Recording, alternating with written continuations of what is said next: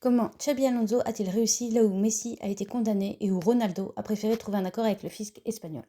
La réponse tient en grande partie à un détail que beaucoup de gens ignorent, le timing.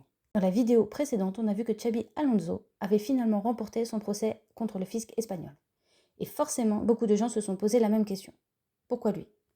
Parce qu'après les condamnations de Messi, Macherano ou Di Maria, et après l'accord conclu avec Ronaldo, on pourrait penser que toutes ces affaires se ressemblent. Mais en réalité, ce qui fait la différence en droit fiscal, ce ne sont pas toujours les montants ou même les sociétés utilisées. Parfois, ce sont simplement les dates. Et c'est exactement ce qu'on va comprendre aujourd'hui. Quand on regarde ces dossiers de loin, on a souvent l'impression qu'ils racontent tous la même histoire. On parle de droit d'image, de société, de revenus publicitaires, et parfois de territoires à fiscalité avantageuse. Et donc, naturellement, beaucoup de personnes se disent « Si Messi a été condamné, pourquoi Alonso a-t-il été acquitté ?» Mais la réalité est beaucoup plus complexe. Parce qu'en droit fiscal, deux affaires qui se ressemblent extérieurement peuvent être juridiquement très différentes. Et c'est précisément ce qui s'est produit ici. Le cœur de l'affaire concerne les droits à l'image de Xabi Alonso. Comme beaucoup de sportifs de haut niveau, une partie de ces droits était gérée à travers une société. Jusque-là, rien de différent des autres affaires. Mais ce qui va faire toute la différence, c'est le moment où cette organisation a été mise en place. Les avocats de Xabi Alonso expliquent que la cession de ses droits à l'image avait été réalisée avant son arrivée au Real Madrid. Autrement dit, avant qu'il ne devienne résident fiscal espagnol. Et ce point est absolument fondamental, parce qu'en matière fiscale, les dates ont énormément d'importance.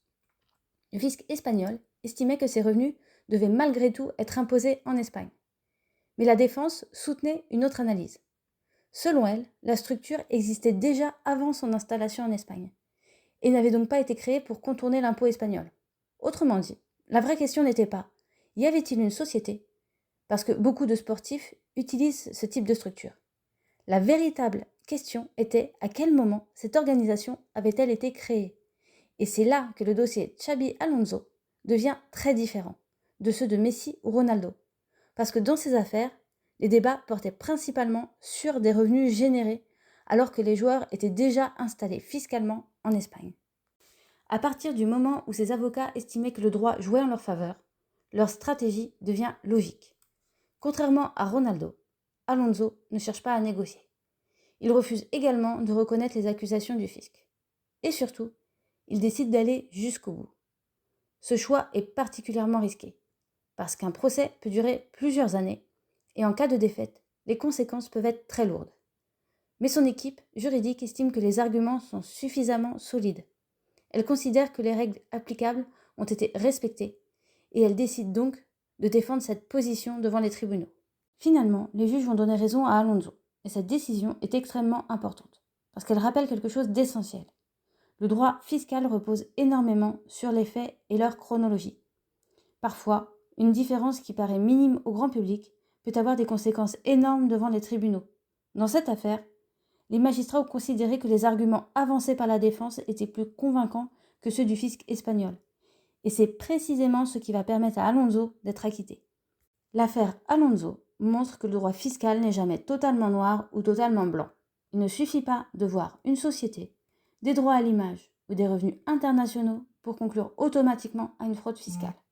Parce que les juges analysent les contrats, les dates, le contexte et les règles applicables au moment des faits. Et parfois, ce sont ces détails qui changent complètement l'issue d'une affaire. C'est d'ailleurs ce qui explique pourquoi deux joueurs très célèbres, utilisant des structures qui semblent proches, peuvent finalement obtenir des décisions totalement différentes. Jusqu'à présent, nous avons beaucoup parlé des affaires fiscales en Espagne. Mais les problèmes entre les plus grandes stars du foot et l'administration fiscale ne s'arrêtent pas aux frontières espagnoles. Pour la prochaine vidéo, direction l'Italie. On va découvrir l'histoire de Maradona et comprendre comment une légende du football s'est retrouvée engagée dans l'un des conflits fiscaux les plus longs et les plus médiatisés du football mondial. Alors, que s'est-il réellement passé entre Maradona et le fisc italien? C'est ce que nous allons voir dans la prochaine vidéo.